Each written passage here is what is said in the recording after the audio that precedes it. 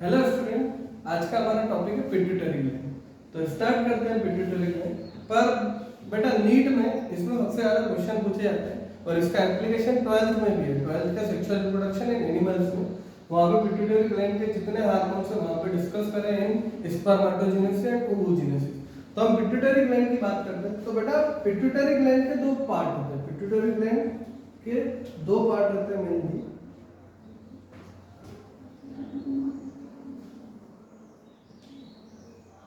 बेटा pituitary gland hypothalamus से connected रहती है और इसके टू पार्ट्स होते हैं। One is known as adenohypophysis, adenohypophysis, adenohypophysis. Another one is neurohypophysis. Adenohypophysis के दो पार्ट रहते हैं। एडिनो हाइपोफाइसिस के दो पार्ट रहते हैं और ये बोनी कैविटी में लोकेटेड इन बोनी कैविटी। और उस बोनी कैविटी का नाम है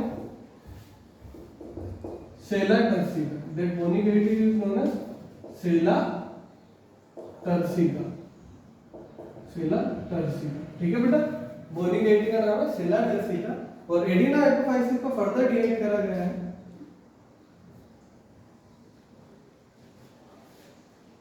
pars distalis, another one is pars intermedia, another one is pars intermedia। pars distalis से मेनली जो हार्मोन रिलीज होता है पेप्टाइड इन नेचर है। क्या रहता है बेटा? Peptide in nature. For example pars distalis से हार्मोन रिलीज होता है बेटा, one is growth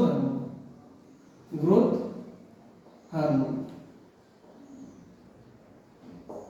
GH, another one is luteinizing hormone LH। next one is follicle stimulating hormone FSH। next one is thyroid stimulating hormone TSH। next one is adrenocorticotropic hormone ACTH। and next one is prolactin hormone known as PRL। ठीक है बेटा। Parse distalis में mainly 6 hormone release होते हैं। आपका growth hormone, luteinizing hormone, follicle stimulating hormone, thyroid stimulating hormone, adrenocorticotropic hormone है, prolactin hormone. तो सबसे पहले बात करते हैं बेटा हम ग्रोथ हार्मोन की। तो ग्रोथ हार्मोन हमारा जैसे नाम ही बोल रहा है ग्रोथ हार्मोन, ये ग्रोथ में हेल्प करता है। अगर ग्रोथ हार्मोन का सिक्रीशन बहुत ज्यादा हो जाए ड्यूरिंग इन्फेंट एज तो उस टाइम पे बेटा जाइजेंटिज्म हो जाता है। जाइजेंटिज्म फॉर एग्जांपल जैसे खली आपने देखे होंगे, तो खली एग्जांपल है जाइजेंटिज्म का।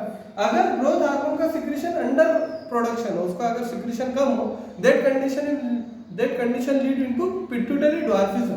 उससे क्या होता है बेटा? Pituitary dwarfism. और अगर ग्रोथ हार्मोन का सिक्रीशन एब्रप्टली या अनइक्वली अमाउंट में बढ़ जाए एट द मिडिल एज, तो उस कंडीशन को बोलते हैं बेटा एक्रोमेगेली। क्या बोलते हैं? एक्रोमेगेली या गोरिल्ला लाइक अपीयरेंस। इससे क्या होता है बेटा, जो फेस रहता है उसका डिसफिगरमेंट हो जाता है और कभी ये कंडीशन होती है कि डेथ हो जाती है अगर इसका चेक ना कराए। ठीक है, आगे बात करते हैं LH, luteinizing hormone. Luteinizing hormone act on Leydig cell, it act on gonads mainly. Gonads जैसे मेल में गोनाड्स है आपके टेस्टिस एंड फीमेल में गोनाड है आपके ओवरी, तो इन पे एक्ट करता है। और वहां पे जैसे लेडीज सेल है तो लेडीज सेल क्या कर LH एक्ट करता है लेडीज सेल पे और लेडीज सेल से सिंथेसाइज कराता है एक टेस्टिकुलर हार्मोन और उस टेस्टिकुलर हार्मोन का नाम है बेटा एंड्रोजन। और androgen is actually a group of hormone. उसमें रहता है टेस्टोस्टेरोन जो कि लिबिडो इन्फ्लुएंस करता है, सेक्सुअल एक्साइटमेंट इसको लिए रिस्पांसिबल होता है। ठीक, then another one is FSH, follicle stimulating hormone. FSH क्या करता है बेटा? Process of spermatogenesis and oogenesis में हेल्प करता है। स्पर्मेटोजेनेसिस एंड oogenesis, और spermatogenesis means process of formation of sperm, और oogenesis मतलब process of formation of ovum. तो उनकी प्रोसेस के फॉर्मेशन में हेल्प करता है। Next one is thyroid stimulating hormone. It act on thyroid gland and releases thyroxine and T3 और T4, ये हम आगे पढ़ेंगे, ठीक है। एड्रिनोकोर्टिकोट्रोफिक हार्मोन, जैसे नाम बोल रहा है एड्रिनोकोर्टिकोट्रोफिक, मतलब it act on adrenal gland and adrenal gland is also known as suprarenal gland, ठीक है।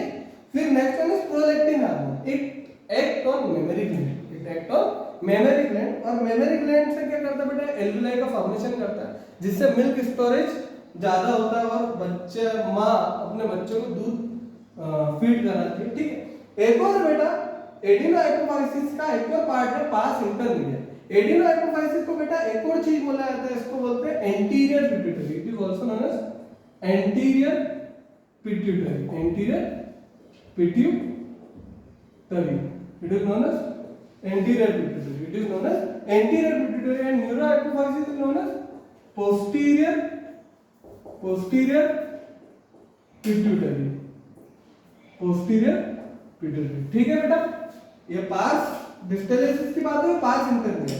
अब पार्स इंटरमीडिया की हम बात करें तो पार्स इंटरमीडिया रिलीज करता है एक hormone, melanocyte stimulating hormone, melanocyte stimulating hormone, ठीक है बेटा। Melanocyte stimulating hormone abbreviated as MSH, ठीक है बेटा, मेलानोसाइट स्टिमुलेटिंग हार्मोन। अब बात करते हैं पोस्टीरियर पिट्यूटरी। बेटा पोस्टीरियर पिट्यूटरी में जो आपका हाइपोथैलेमस से रिलीज होता है ऑक्सीटोसिन और vasopressin, it is mainly synthesized in hypothalamus but it is stored in neurohypophysis. तो न्यूरोहाइपोफाइसिस और पोस्टीरियर पिट्यूटरी से जो आपके हार्मोन रिलीज होते हैं उसको हम पढ़ते हैं, ठीक है। तो सबसे पहले यहाँ पे दो हार्मोन रिलीज होते हैं, कौन से बेटा? दो हार्मोन रिलीज करता है, one is known as oxytocin, another one is known as vasopressin, another one is known as vasopressin। Oxytocin क्या करता है बेटा? पार्चुलेशन में हेल्प करता है, it help in पार्चुलेशन,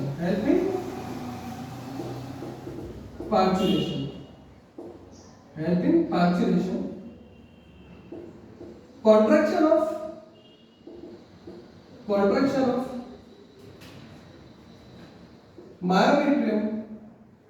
myometrium or uterus during childbirth। तो बेटा पार्चुलेशन में हेल्प करता है ना, बच्चे के जो प्रेगनेंसी डिलीवरी होती है उसमें हेल्प करता है। और बेटा contraction of myoepithelium cell of breast भी कराता है, contraction of myoepithelium cell of breast, जिसकी वजह बेटा माँ अपने बच्चों को दूध पिलाती है, ठीक है। सकलिंग करता है, जो आपका बेबी रहता है न्यूबॉर्न बेबी, वो सकल करता है निप्पल को, उसकी वजह से बेटा बाहर दूध आता है, दैट इज उसी को क्या बोलते हैं बेटा? आपका ऑक्सीटोसिन हेल्प करता है, ठीक है। ऑक्सीटोसिन मायोएपिथेलियम सेल जो रहती है ब्रेस्ट की, उसका कॉन्ट्रैक्शन करता है, ठीक है। And another one is known as vasopressin, इसको एंटी डाययूरेटिक हार्मोन भी बोलते हैं, इसको एंटी डाययूरेटिक हार्मोन भी कहा जाता है, एंटी डाययूरेटिक हार्मोन।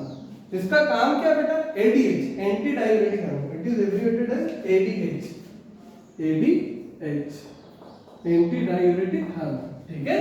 इसका काम क्या रहता है बेटा? कभी सभी क्या होता है, कोई पेशेंट में, कोई व्यक्ति में बार बार टॉयलेट जाने में बार बार जाता है, फ्रीक्वेंट मिक्टुरेशन, मतलब हर एक आधे घंटे में वो टॉयलेट जाता है, तो होता है क्या बेटा? एक्चुअली जो ADH रहता है, ADH का सिक्रीशन कम हो जाता है, सप्रेस हो जाता है, तो उसकी वजह से वॉल्यूम ऑफ यूरिन फॉर्म ज्यादा होता है, तो वो बार बार मिक्टुरेशन के लिए जाता है।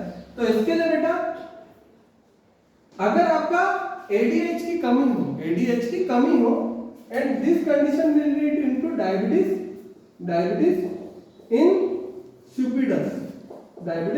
insipidus, इस दौरान बेटा अगर आपका एडीएच कम है तो फ्रीक्वेंट मिक्टुरेशन होता है, frequent, bar bar. Amount of urine form is more और फ्रीक्वेंट मिक्टुरेशन। तो अगर इसकी कमी कंटिन्यूस है तो कंडीशन क्या कहलाएगी बेटा, डायबिटीज इंसिपिडस। इसमें क्या होता है, बार बार व्यक्ति यूरिन जाता है। और एक और प्रॉब्लम वेसोप्रेसिन का है कि वेसोप्रेसिन से आपका इलेक्ट्रोलाइट डिसबैलेंस भी हो सकता है। नेक्स्ट कंडीशन, अगर एडीएच एडिक्वेट अमाउंट में है, एडिक्वेट अमाउंट, तो रीअब्जॉर्प्शन कर लेता है, रीअब्जॉर्प्शन फ्रॉम renal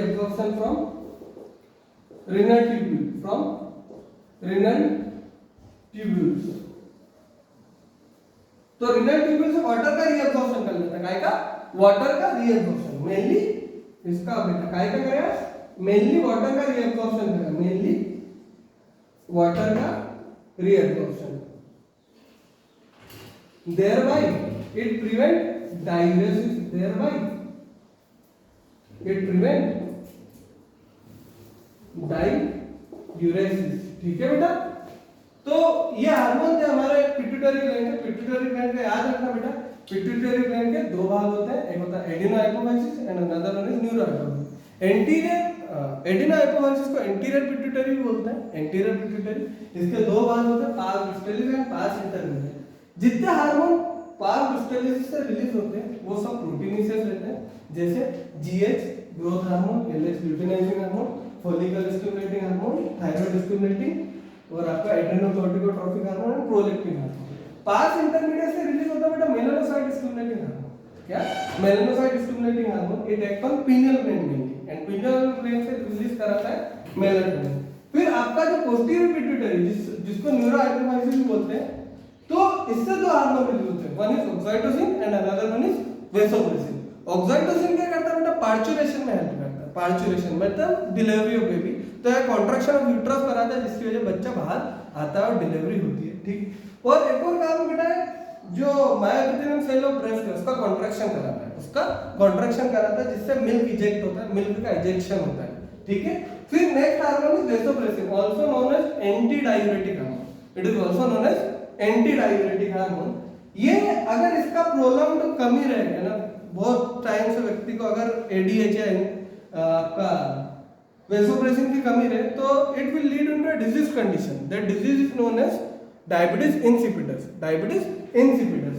और बेटा अगर आपका एडीएच प्रॉपर अमाउंट में रिलीज हो रहा, मान लो कभी कोई एडीएच की कमी हो जाए और वापस से एडीएच नॉर्मल आ जाए, तो वो क्या करता है, वाटर का रीअब्जॉर्प्शन कर लेता है, वाटर का रीअब्जॉर्प्शन करता है डायबिटीज इंसिपिडस से और वापस से नॉर्मल पे ला जाता है। Therefore it is also known as anti diuretic hormone because it prevent diuresis, मतलब excess loss of water through urine. ठीक है, और सबसे इंपॉर्टेंट बेटा आप ये याद रखना कि आपका जो पिट्यूटरी ग्लैंड है it is also known as master gland, it is also known as master gland. इसी को क्या बोलते हैं बेटा, मास्टर ग्लैंड।